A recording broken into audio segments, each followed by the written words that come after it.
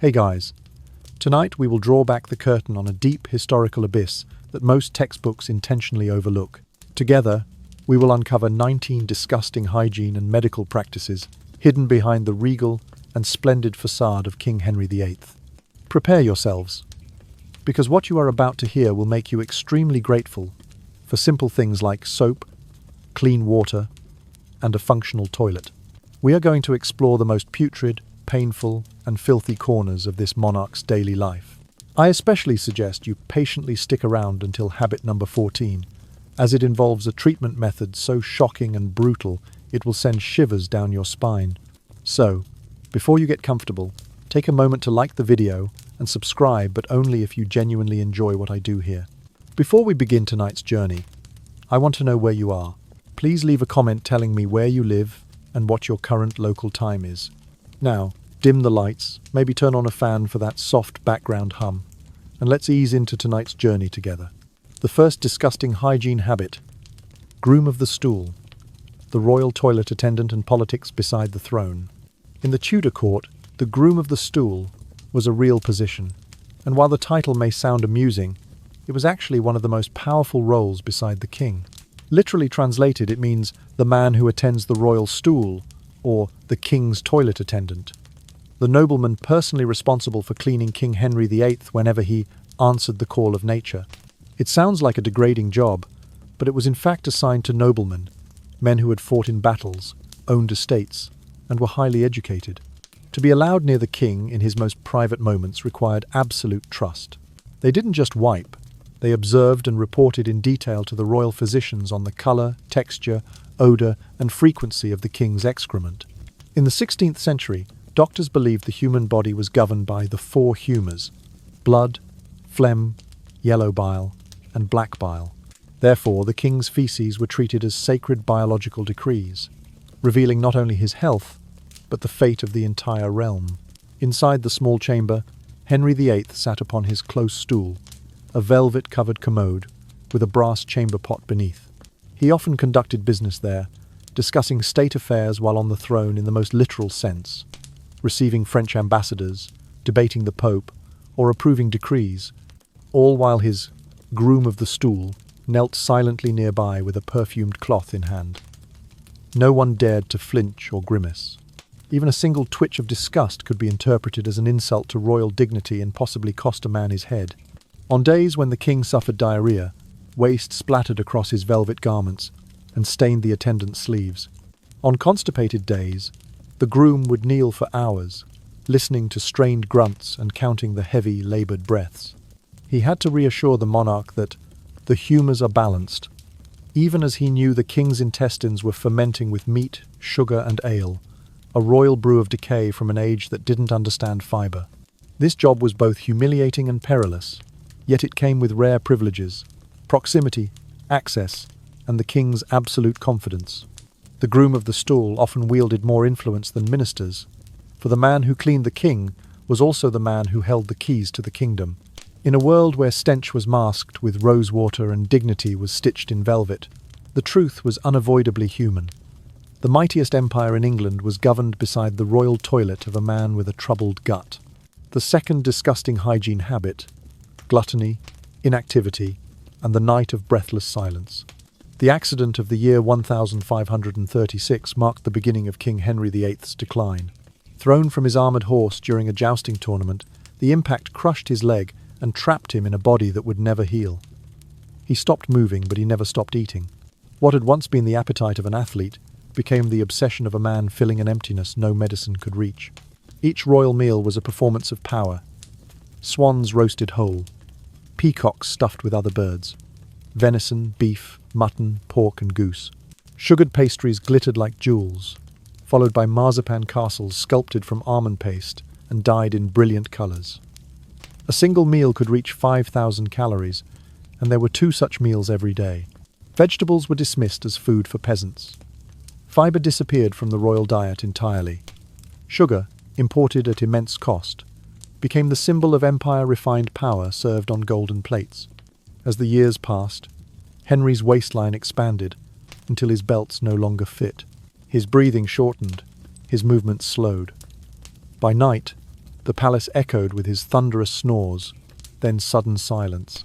Courtiers stationed outside his bedchamber would count the pauses 30 seconds, 45, until the quiet became unbearable. They would rush in, shaking the king awake, and he would gasp like a man surfacing from drowning. By morning he was exhausted, his body swollen. Walking even a few steps left him panting. His legs, already scarred by infection, ballooned until the skin stretched shiny and thin. Veins bulged like dark cords beneath the surface. The flesh wept clear fluid that stained his stockings. Servants wrapped the limbs in linen, whispering prayers against bursting. The king's custom-built chair groaned under his weight. Stairs required several strong men to lift him. And yet, in every mirror, in every portrait, Henry demanded a slimmer reflection. Painters lengthened his torso, narrowed his face, painted vigor where there was decay. The image of the powerful monarch endured. The man beneath the velvet did not. Meals became political theatre. To eat was to rule, to consume was to command. Rejecting food was interpreted as weakness, as insult, even as treason. Each banquet reaffirmed his dominance, a declaration that the King of England could devour more than any man alive. But each mouthful was also a wound, the heart straining to push blood through layers of fat, the liver drowning in wine, the kidneys overworked from purges and diuretics. By the early 1540s, Henry's nights were a cycle of suffocation and terror. Modern physicians would call it sleep apnea, the soft tissues of his throat collapsing under the weight of his own flesh, cutting off air until reflex jolted him awake. But in Tudor England, it was described as the king's night fits. Servants spoke of eerie silences followed by violent gasps. Some swore they heard him mutter prayers between snores, as if bargaining for one more breath. Every morning began the same way, exhaustion masked by ceremony. He dressed in gold, crimson, and fur. He signed decrees, dispensed justice, condemned traitors while his pulse hammered and his vision dimmed. The air around him reeked faintly of sweat and illness, a scent of slow decay hidden under perfume. And through it all, Henry refused restraint. Physicians suggested moderation. He dismissed them. Advisors hinted at fasting. He replaced them. Even the mirror's betrayal was corrected by art. Reality was rewritten in paint and flattery. In the end, his indulgence became its own punishment. The once athletic prince who could ride for hours was now lifted like cargo. The mighty lungs that had shouted commands across battlefields struggled for a single quiet breath. Each night, when the court fell silent, the palace waited for the inevitable pause, the gap in sound when even kings forget to breathe. Because no crown, no banquet, no kingdom can buy the simplest gift of life, one clean, effortless breath. The third disgusting hygiene habit, a bedroom turned infirmary, and a bed that became a throne. King Henry VIII's bed was nearly 3 meters wide, an enormous structure carved with lions and dragons, symbols of royal strength that mocked the frail body lying upon it. The mattress sagged deeply in the center, not from years of use, but from the sheer weight of the king and the pus that seeped nightly from his ulcers. Beneath layers of velvet sheets, his attendants spread sheepskin to absorb the fluids that leaked from his rotting leg. Every morning the ritual began like a grotesque liturgy. Servants scraped the dried pus from the sheets with silver knives, then sprinkled herbal powder across the stained fabric, as though embalming a man who had not yet died. At night, the royal bedchamber was not a sanctuary. It was a hospital ward, a chapel, a council room, all contained within the stifling air of sickness. Physicians hovered close, pressing their hands to the king's forehead to gauge his fever. Priests murmured prayers over his wheezing breaths, whispering Latin phrases meant to drive out demons or disease. Courtiers debated matters of state at the foot of the bed, speaking softly while Henry lay half reclined, his enormous body glistening with sweat, his eyes dull from pain and exhaustion. The smell was unbearable. The mixture of infection, ointment, and decay filled the heavy drapes.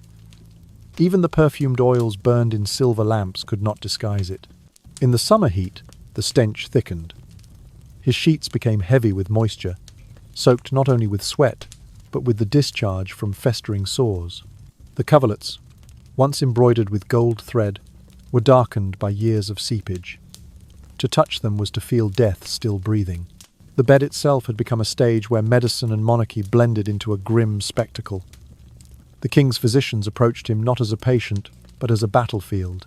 They opened wounds, drained pus, and packed them again with herbs and egg whites, hoping to draw out corruption. Each movement made Henry groan. Each touch drew curses or prayers. When he could not rise, decrees were brought to him.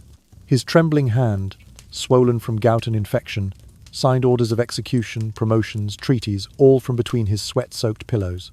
The attendants who served him learned precision. One misstep could be fatal to them.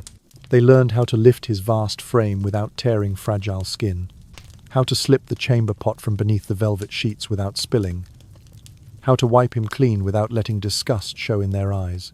They moved like shadows, silent and obedient, their own faces pale under the candlelight. Sometimes, late in the night, the bed was surrounded by layers of contradiction, royal dignity and biological ruin, prayers for mercy and orders for war, gold embroidery over decaying flesh. The bed where queens had once conceived heirs was now a medical station for a dying empire. His body bloated, infected, and immobile was England in miniature, powerful on the surface, collapsing underneath. Henry's breathing filled the chamber slow, wet, irregular. The ticking of his pulse echoed in the stillness. The courtiers outside listened, waiting for the moment when it stopped. Yet he kept ruling. Even from that bed, even surrounded by rot, he clung to authority. Orders were shouted between gasps. Ministers knelt beside his mattress to receive commands. Every movement of the sheets stirred a wave of odour, and the reminder that the ruler of England was decomposing while alive. That was the paradox of Henry's final years. The bed that once symbolized love and dynasty had become a throne of decay. The king never truly slept, and the kingdom never truly rested. In that vast perfumed coffin of velvet and wood, the empire itself tossed and turned restless, fevered, and unable to dream. The fourth disgusting hygiene habit: opiates, strong wine, and the soothing draughts of the Middle Ages. In the final years of his reign, King Henry VIII became not only a prisoner of his own body, but also of the potions meant to quiet its agony. The infections in his leg, the fevers, the gout, all of it, drove him toward the dark medicine of the age. Laudanum, a thick, bitter mixture of alcohol and opium dissolved with honey, vinegar, and crushed herbs. A single diluted spoonful in wine helped him drift into shallow sleep. 2 spoonfuls plunged him into delirium. His lips turned faintly blue, his pulse slowed, his speech slurred into nonsense. Sometimes the royal physicians added powder of pearls for purity, or ground amber and powdered deer horn, believed to calm the fiery humours of the blood. Each new ingredient was a guess in the dark, an alchemy of desperation. After every dose, Henry's breathing grew heavy, his eyes glassy. By dawn, the stupor lifted just enough for him to shout. He demanded more. His courtiers knew that refusal was dangerous, but compliance more so. The same medicine that soothed his pain was eating away what was left of his mind. The mixture of opium and wine became his invisible crown. He sipped it before council meetings, before mass, before signing death warrants. He called it my comfort. But by the year 1543, his comfort ruled him instead. The court began to move as though underwater. Orders were repeated twice, sometimes 3 times, as the king's mind drifted in and out of clarity. On certain mornings he appeared alert, red-faced, decisive, demanding. By noon his speech slurred, his hand trembled, his thoughts unravelled. Once he fell asleep mid-decree, and the Lord Chancellor quietly replaced the unsigned papers, affixed the royal seal himself, and let the matter pass. The governance of England continued like a shadow play, its puppet master drugged and dreaming. At night, the laudanum deepened its hold. The king's attendants described him murmuring names, some familiar, others forgotten, his words dissolving into prayer, then gibberish. His breath reeked of vinegar and wine, his tongue stained dark. In moments of lucidity, he clutched at the bedpost, whispering that his body was turning to stone. The physicians responded with yet more soothing draughts. The cycle began again.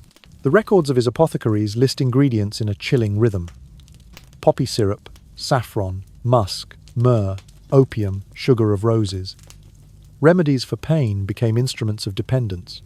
Even his confessor noticed it, how the king prayed with fervour in the morning, then forgot his own prayers by dusk. The man who had once broken England from Rome now struggled to break from a bottle. The same will that defied the Pope could not defy withdrawal. His attendants spoke of his eyes, dull and sunken, and his breath, heavy with sweetness and decay. He was both ruler and captive, trapped between pain and oblivion. By the last winter of his life, Henry's daily routine was half liturgy, half sedation. He would wake to wine, dose himself through midday, and drift into stupor before evening prayers. The courtiers learned silence. They bowed, obeyed, and signed his name where his trembling hand could not. England was ruled through fog, its decrees born from the dreams of a man half asleep. The habit of numbing pain with intoxication was the final stage of his decay. For a king who once commanded armies, shattered churches, and reshaped his nation, the last enemy was not Rome, not France, not rebellion, but his own sleepless mind. In the flicker of candlelight, between sips of drugged wine and murmured commands, the great Henry VIII waged his last war, the battle to rest, to forget, to breathe without pain. And as his pulse slowed under the weight of his soothing draughts, the empire itself seemed to exhale a long, weary sigh from a kingdom ruled by a dreamer who could no longer wake. The fifth disgusting hygiene habit, reviving manhood, with sparrow brains, rhino horn, and instruments of restraint. When the body begins to betray its master, pride searches for miracles. By the late 1530s, King Henry VIII's failing health extended to the most private realm of all.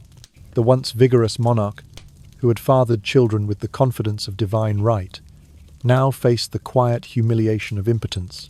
His table, already burdened with roasted beasts and sugared towers, became an altar to desperation. Each evening, the king's apothecaries prepared their strengthening tonics: oysters for virility, sparrow brains fried in butter, powdered rhinoceros, horn imported at the price of gold, ground antler from the royal hunting parks, and spiced wines, thick with ginger, cinnamon, and cloves. These concoctions scorched the throat and flushed the face, but did nothing to wake the weary machinery of a body drowning in its own decay. When food failed, came poultices. Royal physicians smeared ginger and mustard directly onto the king's groin, proclaiming that it would rekindle the humours and restore heat to cold blood. The result was agony, burning skin, blistered flesh, and the faint, acrid smell of desperation disguised as medicine. Henry clenched his jaw and endured, while the doctors nodded solemnly, declaring that the royal vigour is returning. But it was not. By the early 1540s, his condition had worsened. The leg ulcers oozed continuously. His breath reeked of infection. He was too heavy to move without help, too weak to stand unaided, yet his pride demanded the illusion of virility. Thus began the final and most grotesque experiment: mechanical assistance. Hidden beneath velvet robes and golden embroidery were crude devices, rings of leather lined with tiny metal beads, tightened at the base to trap blood. Wooden or iron bands fitted around the thighs to create friction. They were instruments of humiliation disguised as royal remedies. Servants and physicians adjusted them in silence. The king's skin bruised, the pain made him tremble. Yet he endured, sweating not from passion, but from the pressure of restraint. During council meetings, when he shifted uneasily on the throne, courtiers pretended not to notice. The redness of his face, once interpreted as fury, was now the blush of agony. Beneath layers of brocade, the straps bit into flesh already tender with sores. Each movement produced a muffled creak, the sound of wood against leather, a reminder that even kings are bound by the limits of flesh. No one dared speak of it. In a court where the smallest jest could cost a head, the truth was buried under titles and euphemisms. "The king's vitality endures," whispered the physicians. "His strength is being restored," said the courtiers. But everyone knew. What remained was performance. And so the legend of Henry's potency was built not on power, but on silence. The sparrow-brain suppers, the golden vials of powdered horn, the secret belts and pulleys all became part of a myth carefully staged to protect royal pride. Even chroniclers, writing decades later, preserved the illusion that the great king was as strong in his bed as on his throne. In reality, The body that once defied popes and nations was now a prison of rotting muscle and unrelenting shame. Every attempt to revive manhood only deepened the wound proof that no empire, however vast, could conquer the quiet rebellion of biology. And when the feasts ended and the candles burned low, the palace fell into uneasy silence. Only the slow ticking of the clock and the faint groan of wooden braces broke the stillness. Somewhere beneath the brocade sheets, a man once the most powerful in Europe lay awake, bound by straps and illusions, his pride tightening around him like a noose. In that soundless chamber, the myth of invincibility collapsed. The hum of gears, the faint creak of leather, those were not the echoes of strength regained, but the whisper of a dying vanity struggling against time itself. The sixth disgusting hygiene habit: no bathing, unwashed clothes, and the art of surviving the royal stench. By the 16th century, medical theory had turned against the very idea of bathing. Physicians warned that open pores invited miasma, poisonous air carrying disease. To cleanse the skin, they said, was to invite death through invisible holes. Thus, King Henry VIII, like most of his court, believed that a full bath was dangerous. Water might weaken the body, stir the humours, or awaken infection. Instead, the king practiced what was then considered prudent hygiene: dry washing. Each morning, servants wiped his skin with fine linen cloths soaked in rosewater, vinegar, or crushed herbs. The result was less cleanliness than perfume layered over decay. Sweat, oil, and pus from his ulcers mingled with scented cloth, spreading across his enormous body in streaks of damp aroma. His garments, linen undershirts, wool doublets, velvet cloaks, and fur linings were almost never washed. Cleaning meant hanging them in sunlight, beating out the dust, and sprinkling them with lavender or thyme. The fabrics absorbed the royal scent, a blend of musk, alcohol, rot, and sweetness. Over time, the fibers themselves became waxy, stiff, and faintly greasy. The smell of the monarchy was no metaphor. It was a physical thing that filled the air.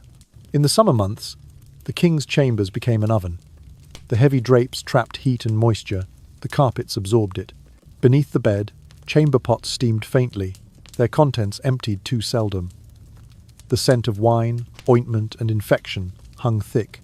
Courtiers joked quietly that one breath near the king was worth a doctor's salary. Ambassadors left written accounts of audiences where the odour was so powerful that men grew faint. The French envoy once described a closeness most grievous to the head. Some clasped the arms of their chairs, knuckles white, struggling to breathe through their mouths. Others dabbed handkerchiefs with mint oil or cloves, pressing them discreetly against their noses while bowing. The courtiers developed an etiquette of survival. They learned to stand with the wind at their backs. They rubbed mint beneath their nostrils before entering the royal chamber. Some carried pomanders, spheres filled with ambergris and herbs, holding them close to the mouth as though deep in thought. The trick was to appear reverent while hiding one's horror. The king himself no longer noticed. Years of festering ulcers and chronic sinus infections had dulled his sense of smell. To him, the room was normal. To others, it was suffocating. His physicians pretended not to notice. His attendants pretended not to suffer. To mention the odour was to risk offence, and in Tudor England, offending the king was an act of suicide. Every object in his presence absorbed the corruption of his body. The sheets, the pillows, the curtains, even the golden canopy above the bed. When soiled bandages were burned, their smell lingered for days. When new robes were brought in, they quickly took on the same scent as the old. The very air seemed saturated with him. The royal laundresses, tasked with maintaining his wardrobe, faced an impossible job. They scrubbed stains with vinegar and soapwort, hung the fabrics to dry in smoke from juniper branches, and prayed that the perfume of the herbs would mask the truth. It never did. The odour was stronger than ritual, and yet the machinery of state continued within this invisible cloud. Courtiers read decrees, secretaries wrote letters, ministers debated policy, all while breathing the same heavy air. Each signature, each whispered command, passed through an atmosphere so dense it could almost be touched. In that space, ceremony triumphed over sanity. Cleanliness had surrendered to ritual, and the body of the king, decaying, unwashed, perfumed with desperation, became the empire's centre of gravity. The paradox was complete. In the most powerful court of Europe, water was feared more than disease, and smell bowed to no one. Within the slow rhythm of fans and the clatter of quills, the court carried on an empire perfumed with rot, crowned in velvet, and drowning quietly in its own air. The seventh disgusting hygiene habit, terrified of death, yet obsessed with its ceremony. By the early year 1541, King Henry VIII had begun rehearsing his own death like a sacred ritual. He ordered that a coffin be constructed for him in advance, its lid cast in bronze, and engraved with St. George slaying the dragon, a thinly veiled image of himself conquering evil even beyond the grave. To those around him, it was both morbid and inevitable. The king who once rewrote the laws of heaven now sought to command what lay beneath it. Each illness became a dress rehearsal for dying. Whenever fever struck or the leg ulcers festered beyond control, priests were summoned to the royal chamber to administer extreme unction, the final rite. They stood ready with holy oil and silver crucifix, but the king often waved them away at the last moment, terrified that accepting the ritual would mean admitting weakness. He wanted the comfort of absolution, without the implication of surrender. In his private wardrobes lay a peculiar collection: burial shrouds of white linen, embroidered in gold thread, folded with care beside perfumed gloves and court robes. The servants polished the coffin's fittings as they might polish armor. Henry treated his funeral garments not as symbols of humility, but as trophies, a final display of majesty. He feared sickness with a kind of fascination. Reports from his physicians and spies detailed the symptoms of others, the color of a bishop's skin before death, the way a nobleman's breath faltered, the odor of a corpse after 3 days. The king demanded these details not out of pity, but control. If he could name every stage of decay, he could imagine mastery over it. This obsession turned into a ritual of its own. He surrounded himself with relics, charms, and ceremonial order. Every candle in his chapel was placed to face east. Every crucifix was polished until it gleamed. His attendants whispered prayers not for mercy, but for precision, each word aligned like the gears of a clock. The greater his terror of death, the more elaborate his defenses became. Even in conversation, he could not escape it. Courtiers reported that Henry often spoke of the manner of dying, as though it were a strategy of state. He discussed how kings should die bravely, publicly, unrepentantly, then lapsed into silence, stroking the gold cross at his chest. The contradiction was stark. The man who had beheaded wives and bishops now trembled at the shadow of his own mortality. When he felt his strength falter, he demanded readings from the Book of Job and the Psalms of David, verses describing kings brought low and flesh turned to dust. Yet he forbade anyone from uttering the word death in his presence. The court learned to speak in euphemism. His majesty rests, his strength wavers, the humours are disturbed. To say otherwise was treason to hope. In the end, the rituals devoured him. His need to control became a labyrinth of gestures, candles relit, prayers repeated, robes rearranged. Each action was meant to impose order on the one thing he could not command. When the real moment arrived, there were no decrees, no blessings, only the body of a man slipping beyond his own reach. Witnesses described the final hours in January of the year 1547, the king half-conscious, his breathing ragged, the priests too afraid to speak the last rites aloud without permission. His sweat soaked the sheets. His lips moved in silent protest. Around him hung the mingled scents of silver crucifix, pine resin, and the faint, fishy odour of decay. The chamber that had once echoed with proclamations, now filled with the sound of laboured breaths, each one shorter than the last. The man who had commanded an empire could not command another breath. The candles burned low. A draught passed through the window, carrying the faint smell of wax and salt. Henry VIII, who had conquered kingdoms, churches and wives, died as he had lived, surrounded by ceremony, desperate for control, and betrayed by the body he ruled like a nation. His final habit, the worship of ritual in the face of decay, was not merely superstition. It was the last illusion of a king who believed even death could be managed, if only the candles were straight and the prayers recited in time. And as the chamber fell silent, one truth lingered heavier than the scent of incense. No ritual, however holy, could mask the stench of mortality. The eighth disgusting hygiene habit: leg ulcers, reused bandages, and the red-hot iron. After the terrible jousting accident of the year 1536, King Henry VIII carried a wound that would never heal. What began as a bruise on his lower leg turned into a spreading ulcer, an open sore that oozed pus and blood for 11 long years. The pain was relentless. The leg swelled, throbbed, and leaked a foul-smelling discharge that followed him from chamber to chamber, leaving a stench no perfume could hide. The royal physicians, still guided by the medieval theory of the four humours, believed that the wound must drain the excess heat and bad blood from the body. To close it, they warned, would mean death. So they did the opposite. They kept it open. Every few days, servants unwrapped layers of filthy linen, stiff with pus and dried blood. The bandages were not sterilized. They were rinsed, dried, and reused week after week. Some were tacked with mixtures of egg white, pine resin, vinegar, or crushed herbs.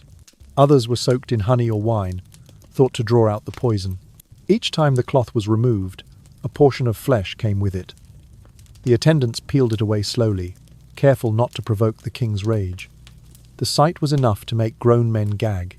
Ambassadors recorded the smell as grievous and unendurable.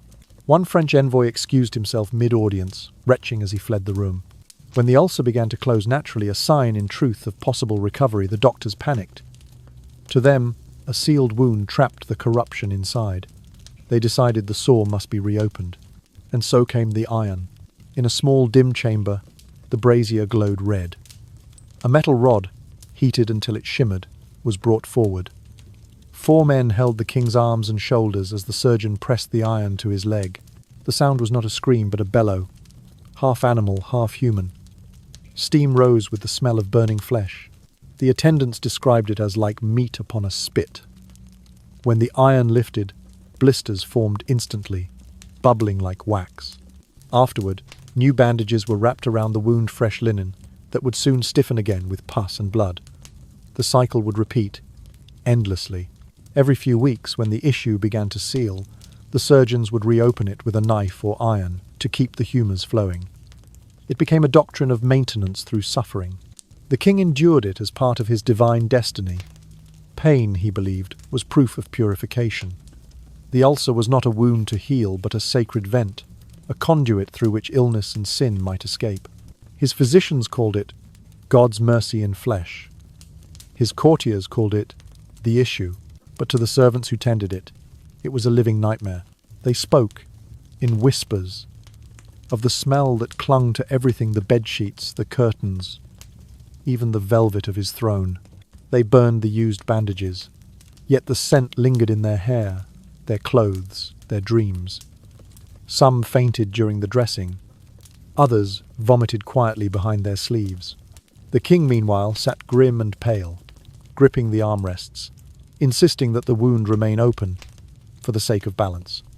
In modern terms, Henry's ulcer was likely a chronic venous infection or osteomyelitis, worsened by obesity and diabetes. But in the 16th century, it was seen as spiritual necessity. His doctors called it the safety valve of His Majesty's constitution. Each reopening, each burning, cutting or scraping was performed with solemn ritual, as though preserving divine order. The irony was cruel. The very practice meant to preserve him hastened his decay. Bacteria multiplied, seeping into his bloodstream, poisoning him from within. The fevers that followed were dismissed as the humours adjusting. The pain that racked his body was labelled a sign of healing. In truth, he was rotting alive, and yet the ceremony continued. The iron glowed. The bandages darkened. The smell deepened. Pain became part of kingship. Infection became policy, and superstition wore the mask of medicine. By the final years, Henry's leg had become a wound that ruled the room, a presence of its own. Courtiers could tell the king was near, not by the sound of trumpets, but by the odour that entered before him. The habit of maintaining the royal issue had turned into a ritual of horror, the deliberate feeding of disease in the name of control. In the end, the sore never healed. It simply stopped being tended, as if the body had grown too tired to fight even its own rot. The man who feared closed wounds died with one still open, a fitting symbol for a reign where agony itself became a form of order, and where the body of a king was forced to bleed, endlessly, in the name of balance.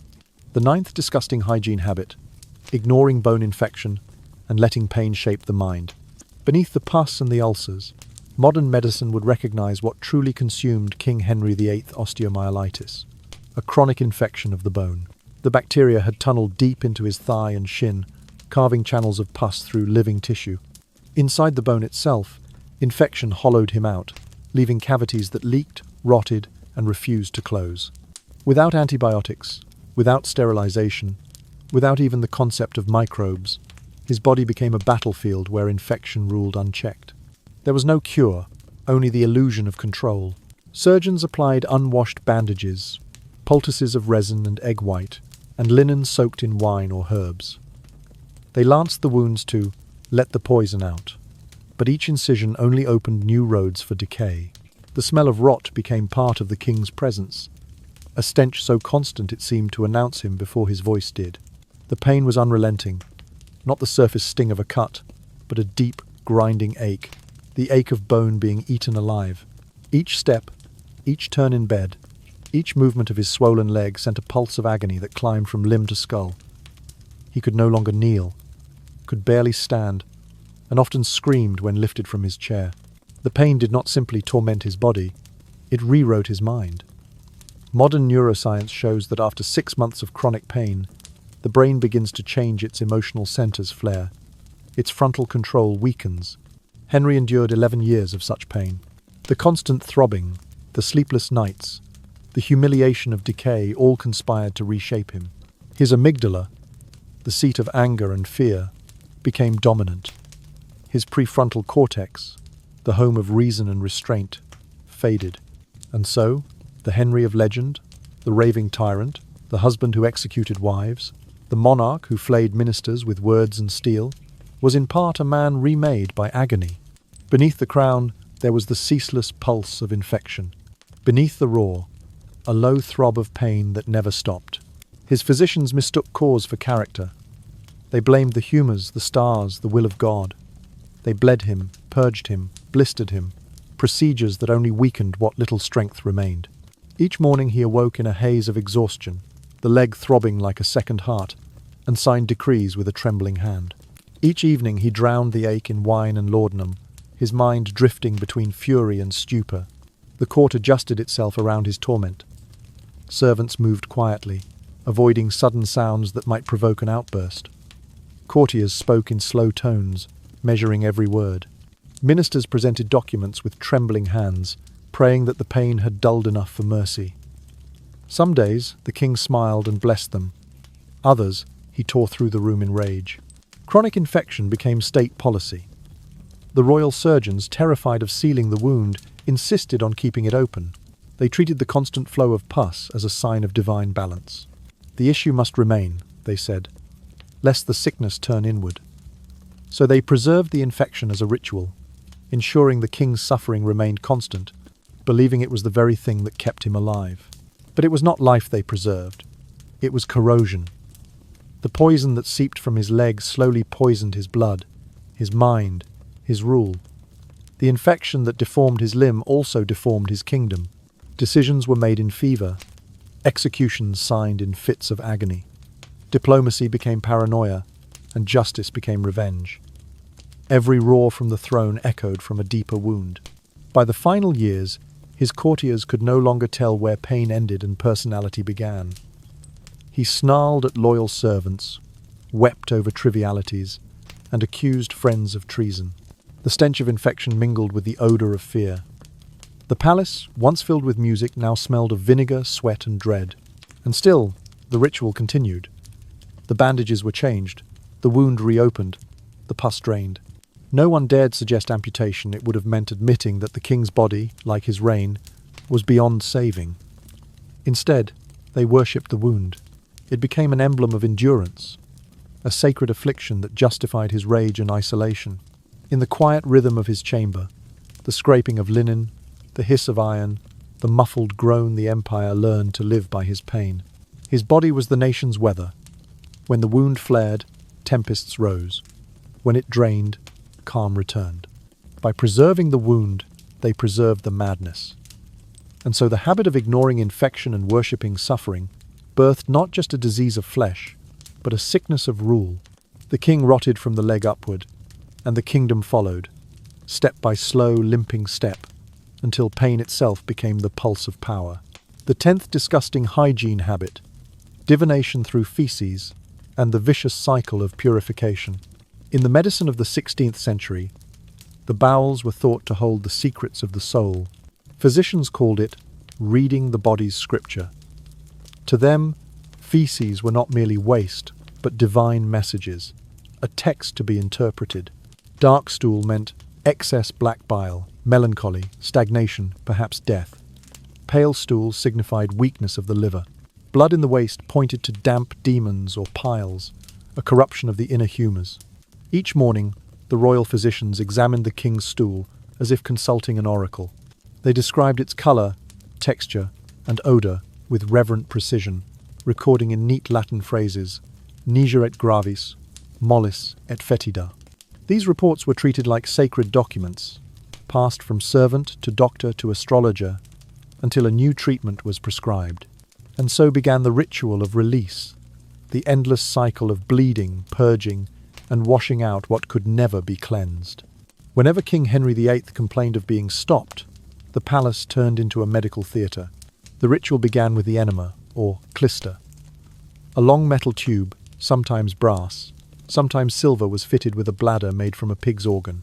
Into it, physicians poured a mixture of warm water, wine, oil, vinegar, or even milk. The tube was inserted, and the liquid forced upward. The cold rush entered like a wave of shock. The king clenched, sweated, and groaned as the fluid churned through his gut. What followed was violent. The chambermaids carried out bowls of liquid wastewater, streaked with blood, mucus, and undigested meat. The stench was unbearable, but the court recorded the results proudly. They called it purging the humours. In some weeks, the treatments were constant. Records from the royal attendants mention the king's stool being voided 8 to 9 times daily for several weeks. His chamber became a place of unending motion, bowls filled, bowls emptied, physicians murmuring prayers of balance. When enemas failed to unblock the humours, the doctors escalated. They prescribed chemical purges, mercury, antimony, and violently cathartic herbs. These substances scoured the intestines but poisoned the blood, shredded the lining of the stomach, and left the king weaker after each supposed cure. His mouth filled with a metallic taste. His skin turned pale and cold. But each collapse was followed by the same refrain. The poison leaves him. The body purifies. In truth, the more they purged, the more they destroyed. The bowels grew sluggish from exhaustion. The muscles of the gut lost tone, and natural movement ceased. The king could no longer defecate without assistance. The treatments that promised freedom had made him a prisoner to his own rituals. The paradox deepened. To relieve constipation, they prescribed more purging. To stop the weakness caused by purging, they prescribed more meat, more wine, more oil foods that only worsened the constipation. And when pain returned, they returned to the enema. The body became a battlefield. The bowels a war of superstition against nature. Inside the richly curtained chamber, the ceremony unfolded like liturgy. The king lay half naked, sheets drawn to his chest, while attendants whispered prayers and passed the instruments. The physicians moved with solemn grace, their faces expressionless. No one dared show disgust. Even this, the most degrading of procedures, was wrapped in velvet and reverence. At the end of each session, the king would collapse into his chair, trembling and pale. Sweat darkened the edges of his collar. His pulse raced. Yet he would often whisper, "The balance returns," as though convinced that suffering was the price of order. This belief that disease could be expelled by force was the essence of Tudor medicine. Illness was imagined as a demon to be driven out, a curse to be washed clean. But in Henry's case, the demon was not leaving. It was growing. Each cleansing weakened his organs. Each purge thinned his blood, inflamed his intestines, and deepened his dependency. The more he sought purity, the more corrupted his body became. By the end of his life, his digestion was ruined. His stool was described as thick and black, with an odor of decay. His belly swelled, his breathing slowed, and he often fainted during his so-called treatments. Still, the rituals continued day after day, week after week, because to stop would be to admit failure. And so the throne of England became, in its quietest hours, a chamber of exorcism. Between the folds of velvet and the flicker of candlelight, the greatest monarch of his age sat chained to a superstition, the habit of purification through pain. What he believed was science was merely ceremony. What he called cleansing was destruction. And as his body convulsed under the weight of its own rituals, one truth lingered in the heavy air. There was no balance left to restore, only the illusion of control, washed again and again in the blood and waste of the living king. The 11th disgusting hygiene habit, living with a volcano of hemorrhoids and barbaric interventions.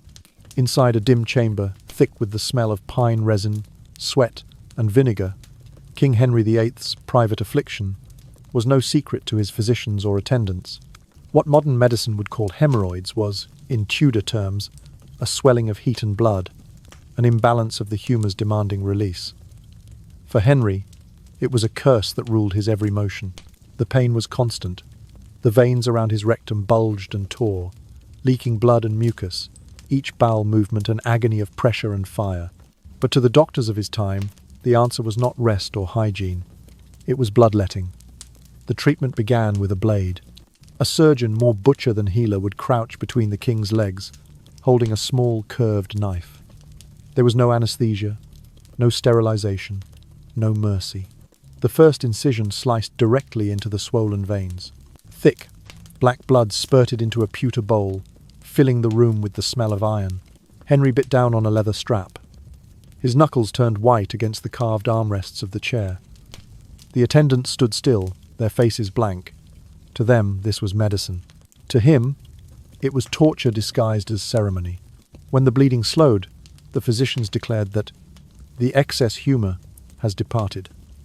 But if the swelling did not subside, they went further. Herbal wicks soaked in vinegar, alum, or crushed oak gall were pushed deep into the inflamed tissue. The pain was beyond measure, a burning that crawled up his spine and clawed at his skull. The room filled with the sound of laboured breathing and the hiss of pain forced through clenched teeth. These medicated plugs, as the doctors called them, were left for hours.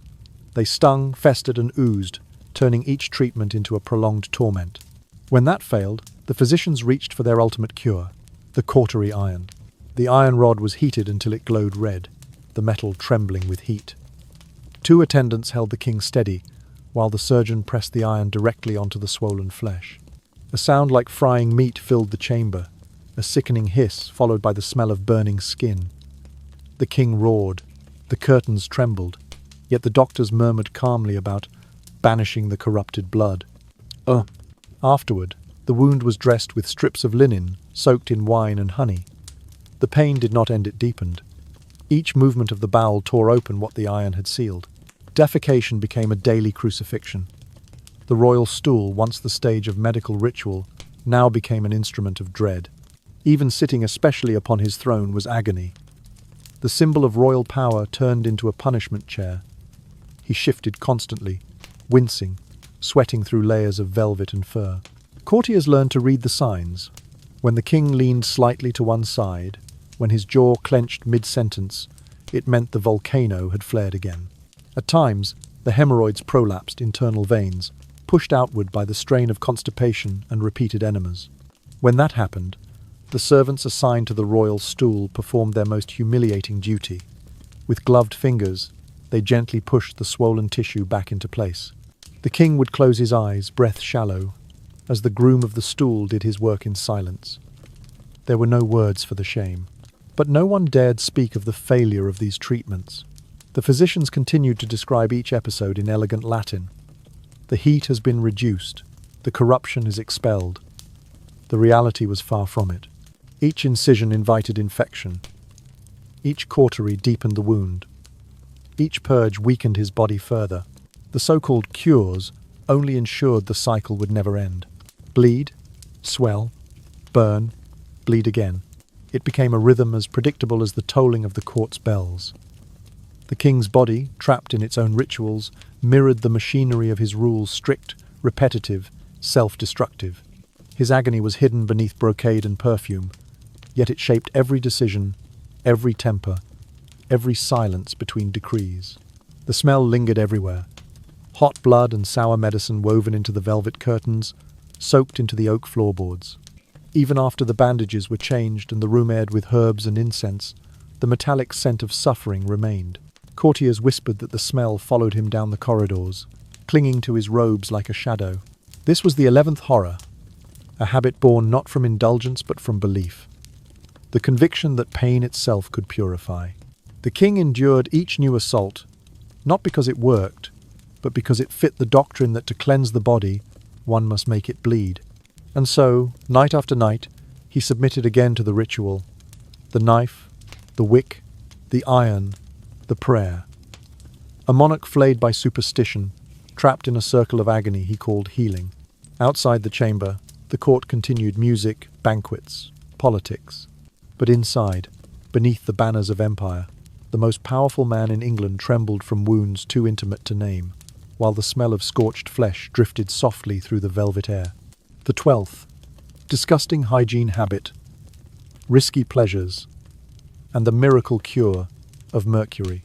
Behind the velvet curtains and the music of courtly revels, the royal bedchamber of King Henry VIII hid a different kind of exchange, one not of diplomacy, but of disease. In Tudor England, the pox, what we now know as syphilis, was the whispered plague of the elite. It was never named outright. Courtiers spoke of it as the affliction of Venus, or the soreness below. To acknowledge it publicly was unthinkable. To treat it privately was an act of desperation. The favoured remedy was mercury, a substance believed to drive the poison out through sweat and saliva. The treatment began with a ritual of confinement. In a sealed chamber, heated by coals, the king, or whoever suffered, was stripped naked and made to inhale mercury vapour. The air shimmered with toxic mist, clinging to skin and hair. Sweat poured from the body as physicians murmured prayers of purification. The belief was simple. If the metal made you sweat, it made you clean. Next came the ointment. A thick, grey paste of mercury and animal fat was massaged into the genitals, groin and thighs, then bound tightly with linen. The ointment burned like acid. The skin blistered and peeled. The gums swelled and bled. After several hours, the wrappings were removed, leaving raw flesh that stung with every movement. The physicians nodded approvingly. The pain was a sign that the poison was departing. When symptoms returned, and they always did, the process began again. Weeks of fumes and ointments, days of fever and dizziness. The king's breath grew foul. His tongue turned black, his teeth loosened. He began to tremble slightly when signing decrees, though no one dared to comment. Mercury, they said, was the quicksilver of life. In truth, it was slow death, drop by drop. If the poison refused to yield, leeches were applied. The creatures were placed at the groin, where the flesh was soft and full of blood. They clung greedily, swelling until their translucent bodies pulsed dark red. The physicians watched the blood drain with satisfaction, believing the leeches drew out the sickness of lust itself. The king closed his eyes, enduring the pull and sting, the sound of soft slurping beneath the tapestries. These sessions were conducted in silence. The attendants, sworn to secrecy, burned the soiled linens afterward. The records called it treatment for the lower humours. No one dared use the real word. The mistresses involved were quietly dismissed, sent to country estates or convents, their names erased from household rolls. The disease was political, its management, an art of concealment. Henry's own health declined in patterns familiar to modern medicine: urinary pain, rashes, cognitive fog, and unpredictable moods. The court doctors, clinging to their humoral theories, mistook mercury poisoning for imbalance of bile. To correct it, they prescribed more purges, more heat, more metal. It was a closed circle of madness, poison chasing poison. Each cure left the body weaker, the mouth filled with ulcers. The gums bled when touched. The sweat of mercury treatments carried a metallic tang that lingered on his clothes, on his bedclothes, even in his breath. Servants whispered that the king's very scent had changed, that he smelled of metal and vinegar, as if rusting from within. The palace itself mirrored the cycle. Music, banquets, and laughter by day. Sickness, ointments, and leeches by night. Physicians moved like priests, administering their sacraments of metal. The line between medicine and superstition blurred until there was none at all. The irony was cruel. In trying to purge impurity, Henry filled his body with one of the deadliest substances known to man. His tremors worsened, his memory faltered, his temper became volcanic. He shouted over trifles, forgot the names of servants, struck out in fits of fury. The royal mind, once sharp and commanding, dulled under the constant fog of pain and poison. And still, the mercury continued. Because to stop was to admit defeat, to confess that kings could suffer from mortal corruption like any man. The habit of belief was stronger than the truth. Pain was reinterpreted as proof of cleansing. Decay was called transformation. Behind the curtains, the sound of dripping wax mixed with the faint hiss of vapor from the coals. A king sat sweating, bound in burning ointment, while the air shimmered with poison. Outside, the court danced to violins and lutes, unaware or unwilling to see that beneath the crown, the most powerful man in England was dissolving slowly from the inside out. Thus ended another ritual of the Tudor night. The habit of seeking salvation in mercury, a poison worshipped as medicine, and a cure that killed as surely as the disease it claimed to chase away. The 13th disgusting hygiene habit, blind faith in bad blood and the ritual of bloodletting. In the 16th century, medicine revolved around one conviction. All illness came from corrupted blood. To heal, one must let it flow out. The idea dated back to Galen's theory of the four humours: blood, phlegm, yellow bile, and black bile, and by the reign of King Henry VIII, this belief had hardened into sacred ritual. Whenever the king suffered from headaches, fevers, or melancholy, the order was always the same: summon the barber, surgeon. The man would arrive carrying a silver knife, a copper bowl, and a length of clean white linen. These were the instruments of purification, gleaming in the candlelight like relics of faith. Henry would extend his arm, or, in later years, his thick, swollen leg. The vein was tied with linen until it bulged blue beneath the skin. Then came the incision, quick, shallow, deliberate. The blood that spurted out was supposed to be black, proof that the evil humours were escaping. The darker the flow, the better the omen. The surgeons called it niga sanguis bonus est, dark blood is good blood, endualu. But it was never enough. When pain persisted, the king commanded, take more. Sometimes nearly a litre of blood was drawn in one sitting, the air in the chamber filled with the metallic scent of iron and sweat. The king's face turned pale, his lips cracked, and cold perspiration beaded along his collar. Still, the physicians murmured that the balance was returning. Days later, attendants would find him collapsed, faint, shivering, his pulse barely visible. They would pour wine down his throat, whispering prayers as he gasped for breath. But once revived, he ordered the same again. The ritual could not be questioned. Each bloodletting was both treatment and confession. To bleed was to cleanse, to offer one's own vitality as penance for a body's corruption. In the dim chamber, the boundaries between faith, medicine, and punishment disappeared. Every cut was a silent prayer, every drop an apology to a body that no longer obeyed its king. The physicians recorded each session in their ledgers with priestly precision: 3 ounces from the right arm, 6 ounces from the ankle, 1 pint from the temple, for melancholy. They believed every illness could be classified by humour and cured by its opposite. Too much warmth, bleed; too much cold, bleed less.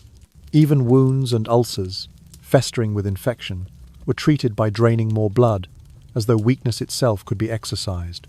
By his later years, Henry's veins had become scars upon scars.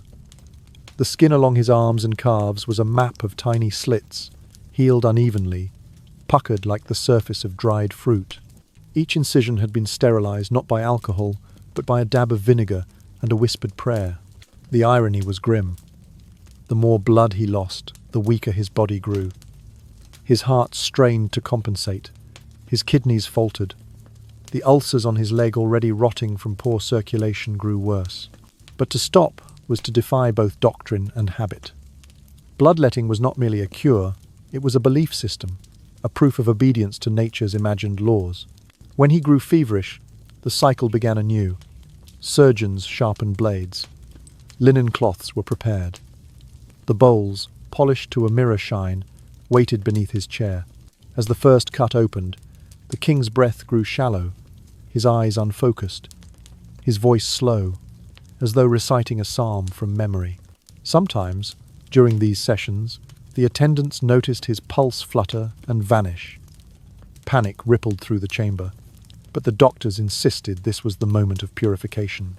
The body, they said, must descend into weakness before rebirth.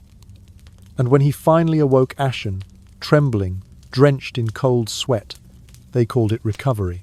But there was no recovery. The marrow thinned, the heart faltered. The brain, deprived of oxygen, grew sluggish and erratic. His moods swung wildly from laughter to rage to silence. The king's famous temper, once legendary, became monstrous. In truth, the ritual of bloodletting was a slow suicide written in medical Latin. It was the 13th horror, the habit of harming oneself in the name of balance. Each incision was an act of faith, a belief that suffering could equal salvation. As the years passed, the ritual grew quieter, slower. The physician's hands trembled as they worked. The bowls filled with less and less, his body had little left to give. When death finally came in January of the year 1547, it came to a man who had bled for decades, bled for health, for control, for superstition. His body was drained long before his heart stopped. In the end, the chamber was silent. The copper bowl, half filled and cooling, sat on the floor beside the bed. The linen strip, still damp with royal blood, hung from the surgeon's hand. And in that stillness, the truth lingered like the smell of iron in the air. A king who sought purification in blood found only emptiness, an empire ruled by ritual, and a body undone by belief. The 14th disgusting hygiene habit, burning incense and cleansing evil vapours in a palace of rot. By the later years of King Henry VIII's reign, the royal palaces had become sanctuaries of grandeur and of stench. Beneath the silk hangings and golden tapestries lingered the smell of decay, sweat trapped in velvet, festering ulcers, rotting food, and chamber pots emptied too late. When the odour grew unbearable, the official order was given: smoke out the evil vapours. Servants carried in iron braziers filled with glowing coals, setting them in corridors, under tapestries, and beside the king's bed. Onto the embers they sprinkled pine resin, crushed herbs, cinnamon bark, and Arabian frankincense. The smoke rose in slow, ghostly spirals, blue and sweet at first, then thick and choking. The air shimmered with heat and scent. The Tudors believed that disease did not spread through germs, which were unknown to them, but through miasma, poisonous air corrupted by rot. To drive it away, they filled that same air with perfume and fire. What they created instead was a suffocating fog that made eyes sting, throats burn, and lungs ache. Still, the ritual continued. The more powerful the smell, the stronger the illusion of purity. During the sweltering summers of the 1540s, the royal bedchamber became a sealed furnace. Curtains were drawn tight to keep out bad draughts, while braziers burned hour after hour. The king, wrapped in furs even in July, sat sweating amid the haze. Candles flickered dimly through the smoke. Attendants fainted quietly, one by one, slipping out to gasp for air in the courtyard. When they returned, they found the king serene, eyes half closed, whispering that the evil vapours were retreating. By morning, the chamber stank of resin, sweat, and faint sickness. The walls were filmed with soot. The bed linens absorbed the perfume until even clean cloth smelled of fire. The windows remained shut until the smoke had done its work. By then, the true culprits, the bacteria, the mould, the spores, had already found new homes on the drapes, the plaster, the food. The cleansing had sealed them in. Every season brought a new smoke ceremony.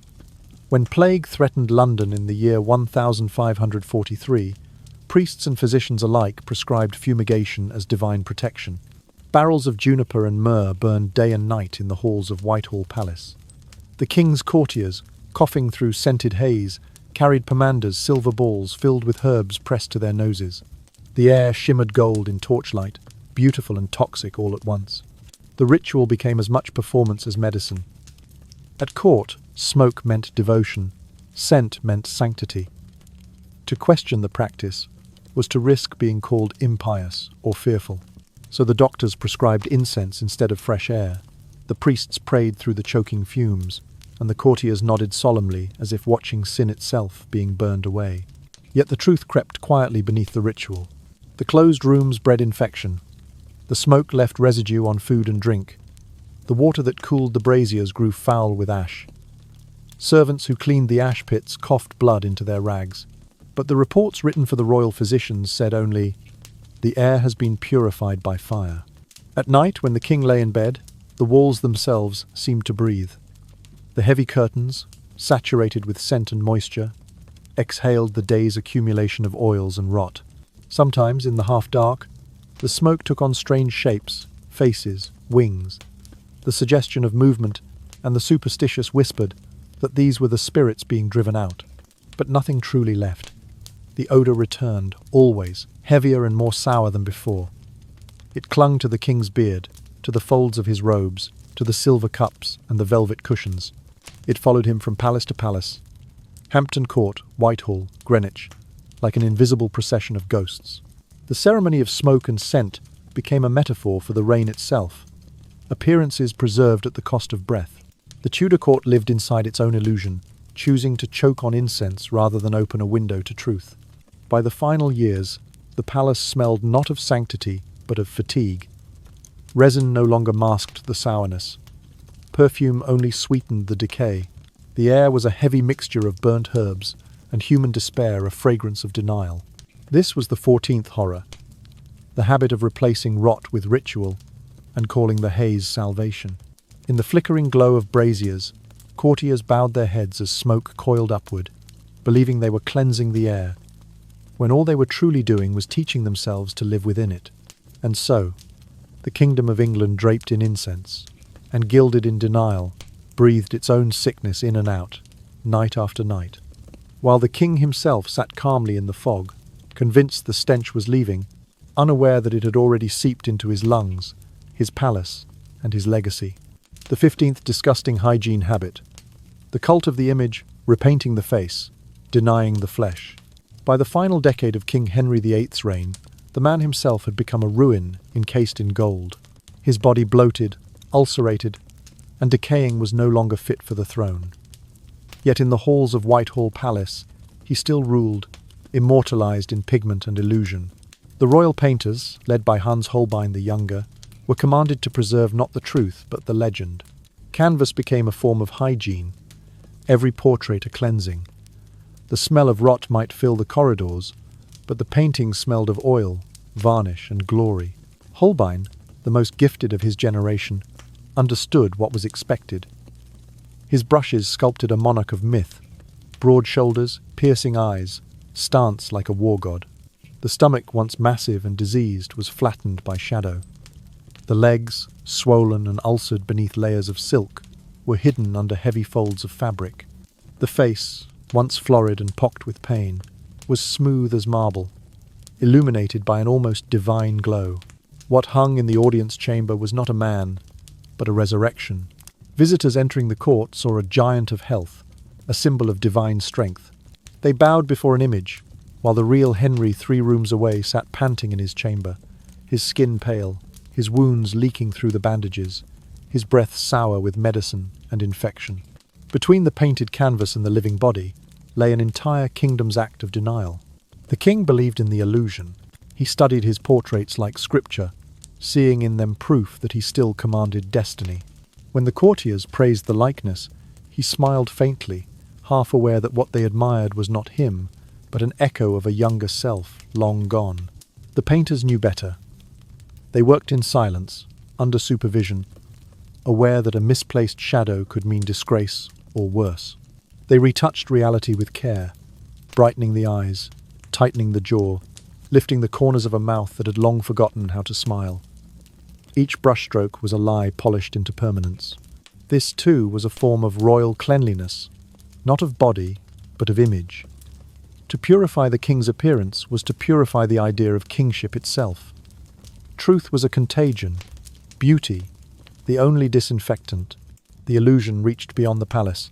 Copies of Holbein's portrait were sent throughout England and across Europe to ambassadors, allies, and future brides. Everywhere, people saw the same man, ageless, formidable, untouchable. The myth of Henry's vitality continued to govern long after his body had ceased to obey him. Even the courtiers began to believe their own fiction. They dined beneath the painted gaze of eternal youth, convincing themselves that the man they served was still whole. They ignored the smell that seeped through the walls, the muffled groans from the royal chamber. The portrait had become the monarch, and the monarch had become its ghost. At night, when the torches burned low, the painting seemed almost alive. The eyes, cool, blue, unblinking, watched over a palace built on pretense. In the flickering light, they appeared to move, to follow, to judge. Servants whispered that the king's spirit had already entered his own likeness, leaving behind only a shell of flesh and pain. The habit of repainting reality was more than vanity, it was policy. It was how an empire maintained dignity in decay. To question the truth was treason. To admire the illusion was loyalty. Thus, painters became priests, and pigment became prayer. By the year 1547, when Henry's health collapsed completely, the final portraits still portrayed him as eternal. His death mask would later reveal the opposite: cheeks sunken, mouth twisted, eyes dim. But the painting survived, and so did the myth. This was the 15th horror, the habit of worshipping an image until the truth rotted away behind it. A nation that once believed in holiness now believed in portraits. The artist's brush had become the new sacrament, and the king's body, corrupt and mortal, was washed clean not by water, but by the smooth deceit of paint and light. In the end, Henry VIII achieved what every mortal king desires: not immortality, but erasure. The man disappeared behind his own reflection. The empire inhaled the scent of oil and varnish, and called it purity. And history, too, forgot to breathe, lost between the fragrance of paint and the silence of truth. The 16th disgusting hygiene habit: laziness, dependence on the sedan chair, and the fear of stairs. After the catastrophic jousting accident of the year 1536, King Henry VIII never fully recovered. His once powerful legs, symbols of vigour and pride, became swollen, ulcerated, and mottled with dark, bulging veins. The right knee, struck by a lance and crushed under armour, swelled to the size of an apple.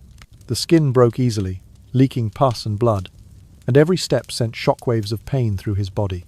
From that moment on, climbing stairs became a royal ordeal, a ritual of humiliation disguised as ceremony. Each time the king moved between chambers, 4 attendants were required to lift him into a specially designed sedan chair, padded with velvet and lined with embroidered linen. 2 servants held the poles, 1 steadied the back, and another kept a hand beneath the king's knee to prevent it from twisting. The movement was slow, uneven, and echoing wood, creaking under the weight of a man who once danced and hunted with the grace of a soldier. At Whitehall Palace, where the staircases spiraled steep and narrow, the routes were modified for his frailty. The steps were covered in crimson cloth, not for decoration, but to absorb the seepage from his ulcerated legs. Servants whispered that the stains, though hidden, darkened with each passing day. The air along the stairwells carried the sour scent of medicine, old sweat, and decay. The king could no longer climb more than 30 steps without stopping to gasp. By royal decree, all councils, audiences, and suppers were moved to the ground floor. The palace itself reshaped around his disability, turning majesty into accommodation. The sedan chair became both his vehicle and his prison. For hours he sat within it, swaddled in silks, watching the world drift past at shoulder height.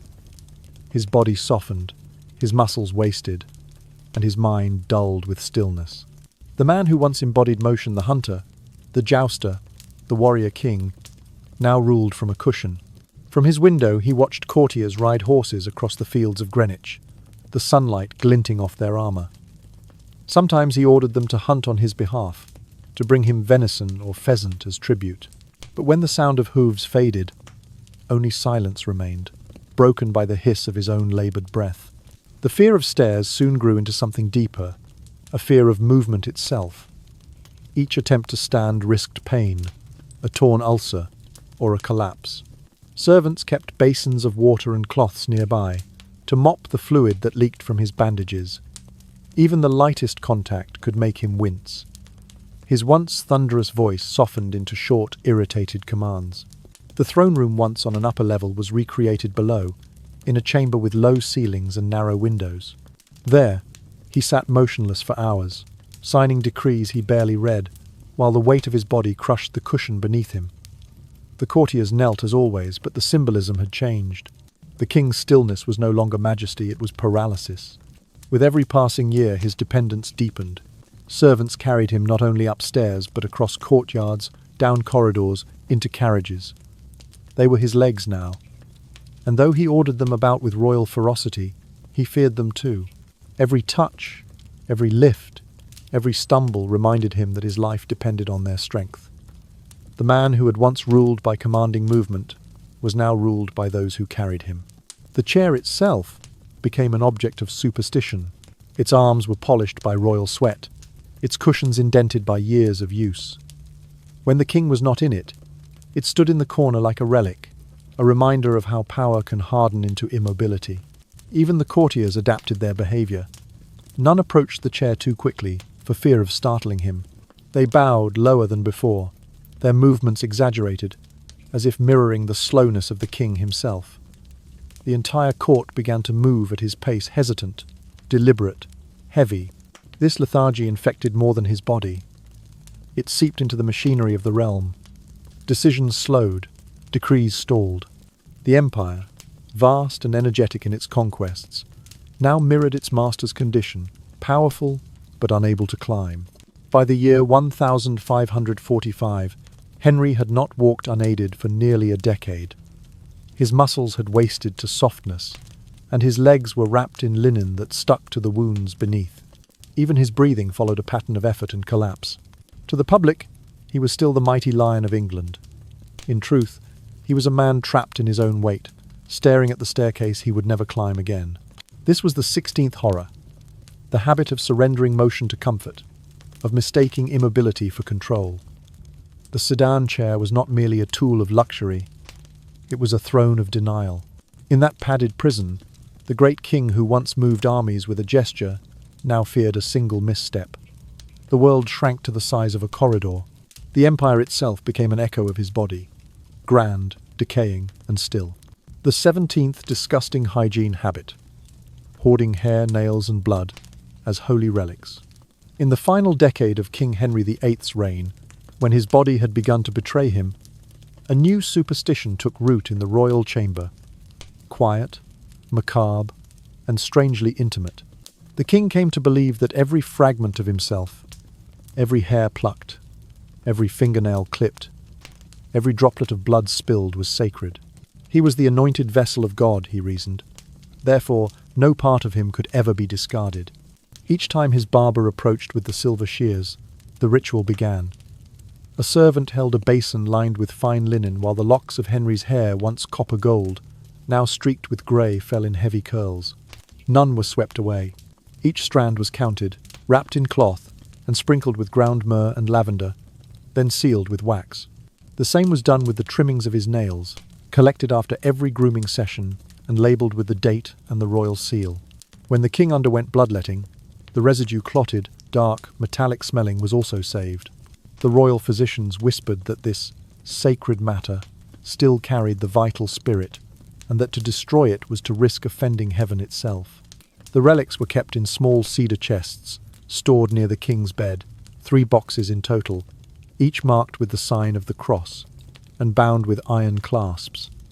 Inside, the linen bundles multiplied over the years. The cedar no longer masked the scent.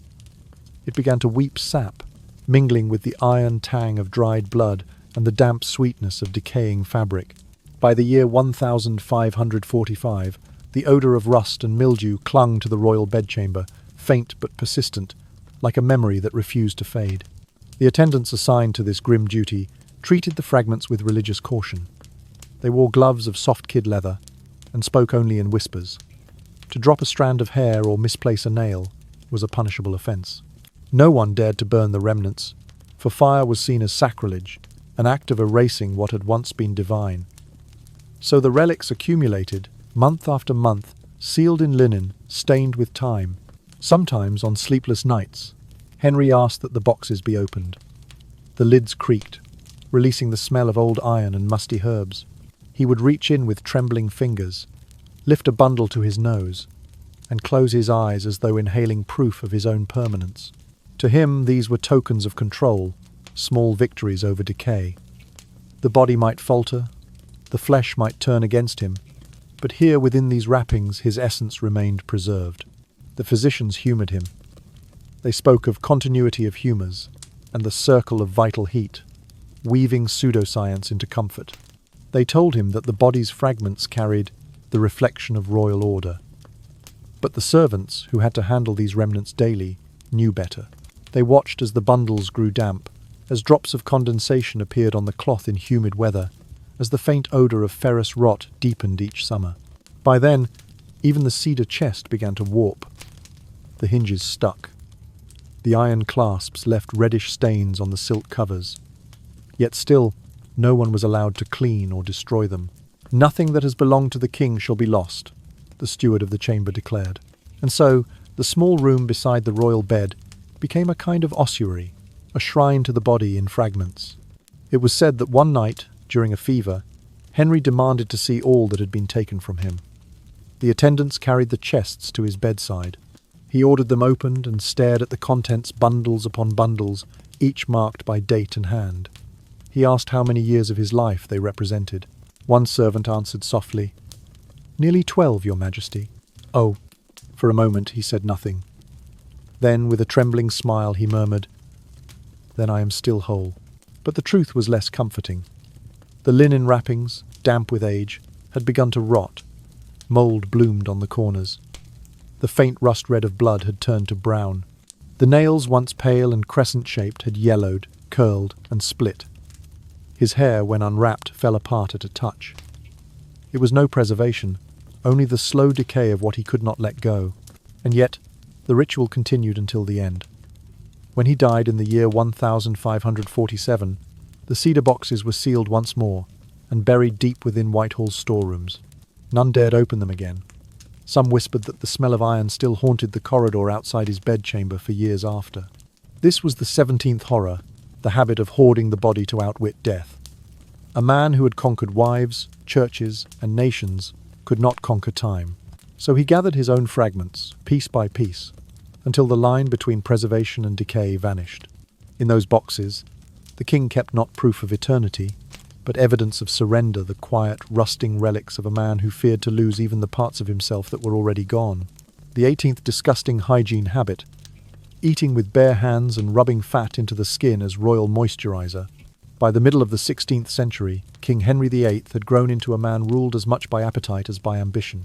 His banquets were monuments to excess tables bending under roasted swans, peacocks glazed in sugar, venison pies heavy with spice, and towers of marzipan glistening with gold leaf. But while the courses dazzled the ambassadors and courtiers, what came after the way he handled food left a different kind of impression. Henry preferred the tactile pleasure of eating. Forks were already in limited use among the European elite, but the English king found them effeminate. He liked the feel of meat's texture beneath his fingers, the weight of fat-drenched poultry, the sticky heat of roasted pork. He tore the flesh apart with his hands thick, jeweled fingers slick with grease, and claimed that the food tastes truer to the touch of a man. When the meal ended, the others washed at the basins. The king did not.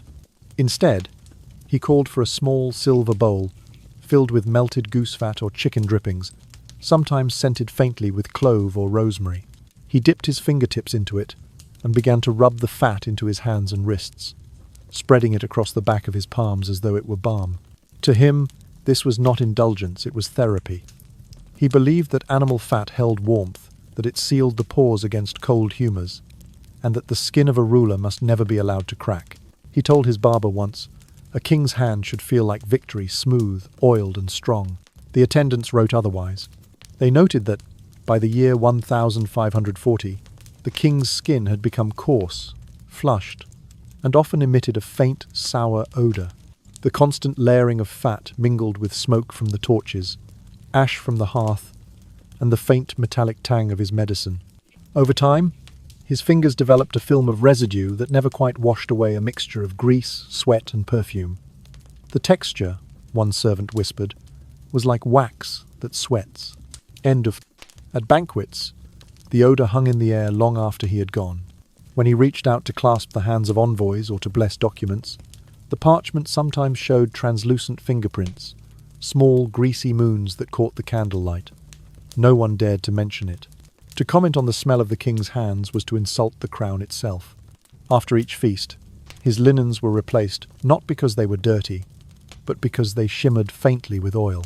The cloths were rinsed with vinegar and rosewater, but the scent never left. The laundresses began to nickname them the royal skins. Henry called the ritual preserving warmth. His physicians, eager to flatter him, reinforced the habit. They claimed that rubbing the fat of beasts restored vitality, strengthened the sinews, and nourished the blood. What nourishes the body, one of them wrote, may also nourish the skin. And so, at the close of nearly every meal, he continued the same slow gesture, palms together, rubbing, coating, polishing, as if blessing himself with the spoils of his appetite. When the winters grew cold, he ordered rendered pork fat mixed with ground amber and musk to be brought in a small golden jar.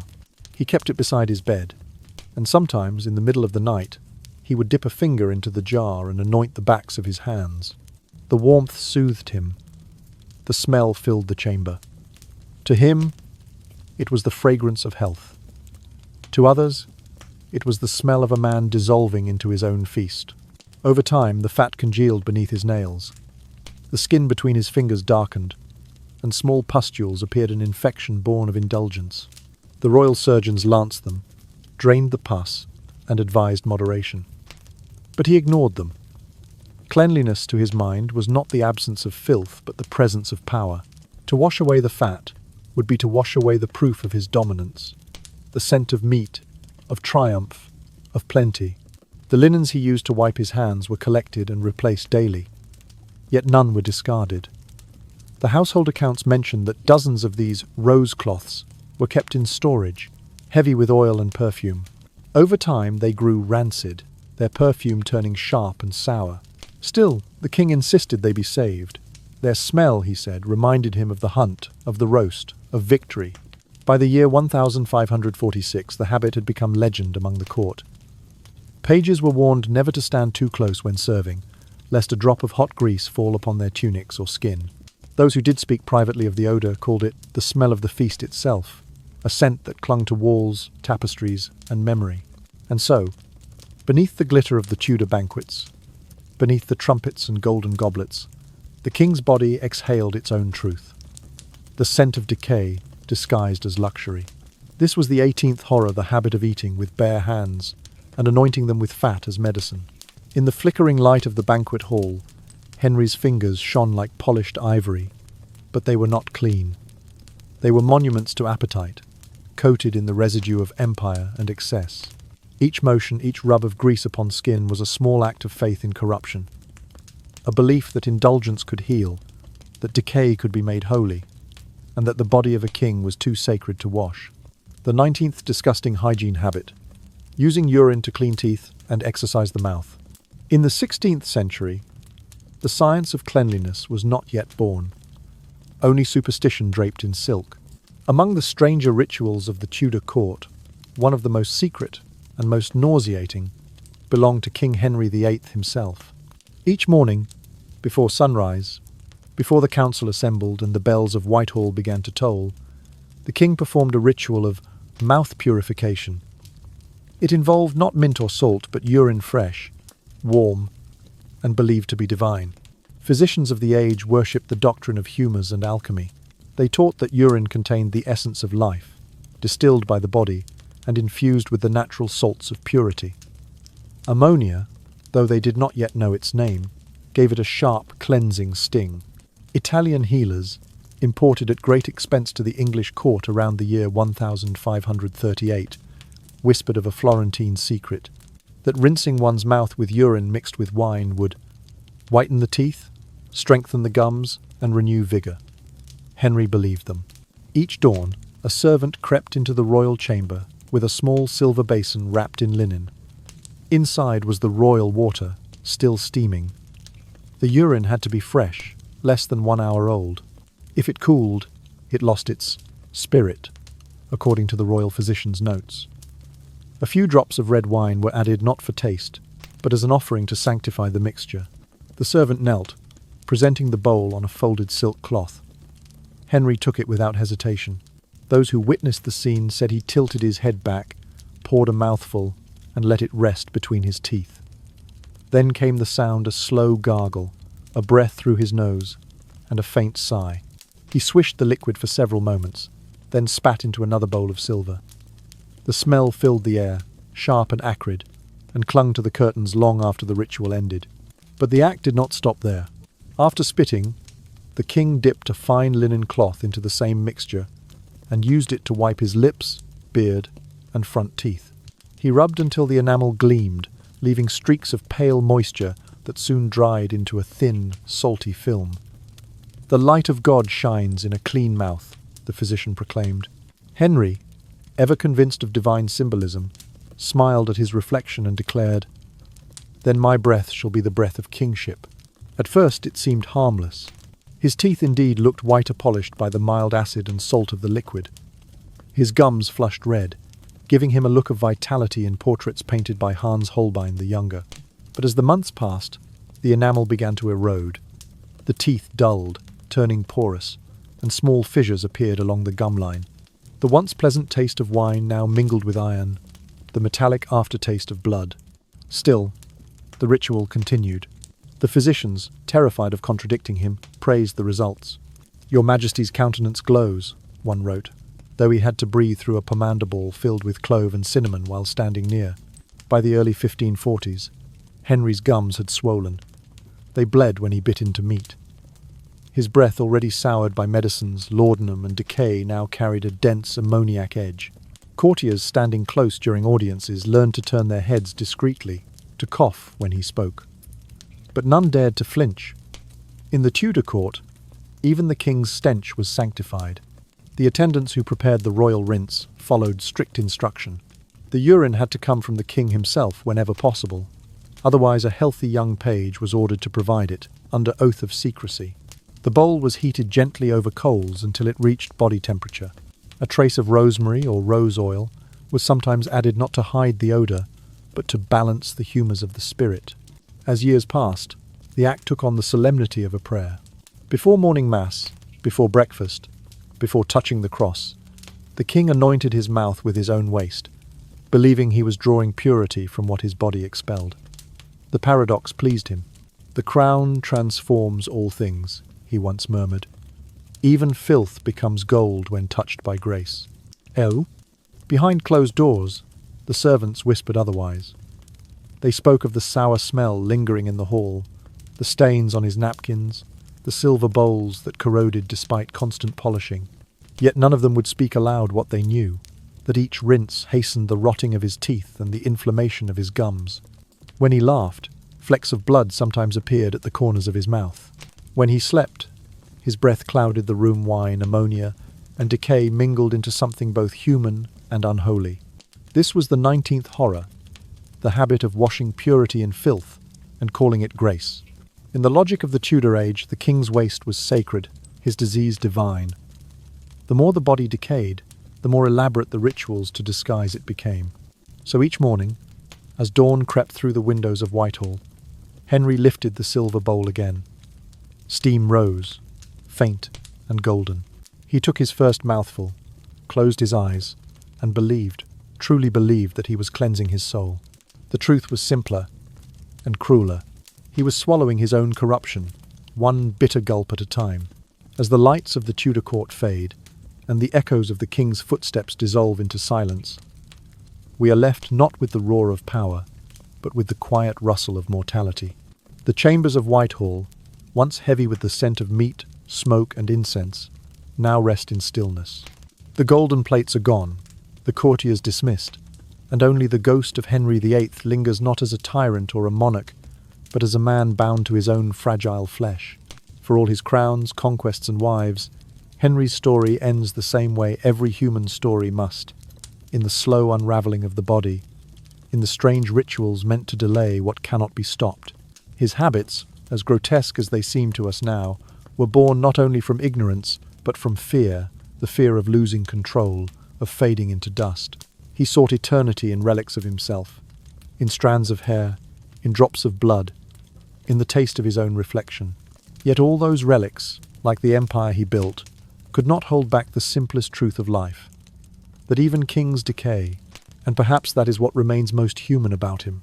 Beneath the layers of silk, beneath the golden ceremony, there was a body struggling to stay alive, aching, trembling, searching for meaning in rituals that offered none. His story reminds us that no amount of grandeur, no ritual of purification or prayer, can save us from the quiet law that governs all. To live is to diminish, and to diminish is to remember what is real. If you listen closely, you can almost hear it, the whisper of linen on marble, the soft hum of a candle before it dies. The palace breathes its last, exhaling centuries of arrogance and perfume. And in that hush, the lesson lingers, that the pursuit of perfection often hides the deepest decay, and that beneath every crown there beats the same vulnerable heart that beats within us all. So as we leave the flickering shadows of Tudor England behind, take a breath, slow, deep, steady. Let the story rest somewhere between fascination and compassion.